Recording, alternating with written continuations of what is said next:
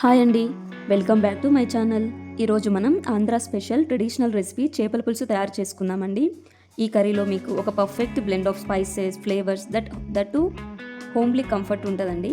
మనం అమ్మమ్మలు చేసేవాళ్ళు కదా, ఫుల్ చింతపండు బేస్తో ఫ్రెష్ మసాలాలు వేసి ఫుల్ ఫ్లేవర్తో ఉంటుంది. ఇది మా అమ్మ చేశారండి. సింపుల్ స్టెప్స్ తొందరగా ఇంట్లోనే చేసుకునేలాగా. ఈరోజు మీకు ఈ రెసిపీ ఎలా చేయాలో చెప్తాను.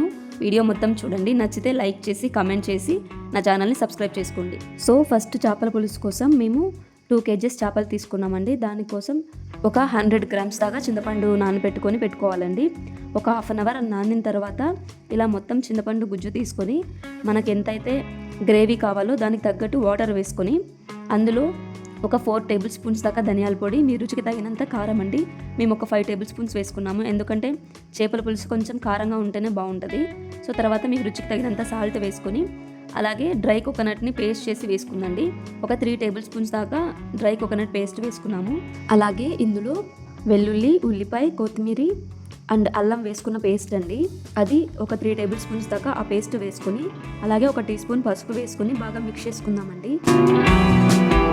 తర్వాత స్టవ్ మీద ప్యాన్ పెట్టి 2 tablespoons ఆయిల్ వేసుకోవాలి. అందులో 1 teaspoon జీలకర్ర, 1 teaspoon ఆవాలు, కొద్దిగా కరివేపాకు వేసి ఒక 2 minutes ఫ్రై చేసుకుందామండి. తర్వాత మనం రెడీ చేసి పెట్టుకున్న మసాలా వేసి బాగా కలుపుకోవాలండి. అలా బాగా కలిపిన తర్వాత మూత పెట్టి దాన్ని బాగా కుక్ చేసుకోవాలి.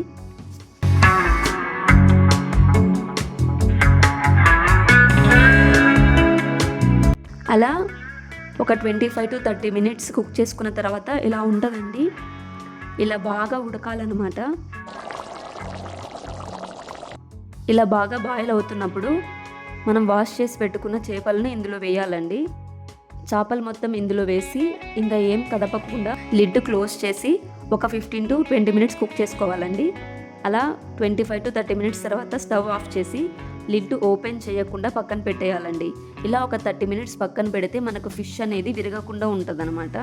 సో ఒక 30 minutes తర్వాత తీస్తే మన ఆంధ్ర స్పెషల్ ట్రెడిషనల్ రెసిపీ చేపల పులుసు రెడీ అయిపోతుందండి.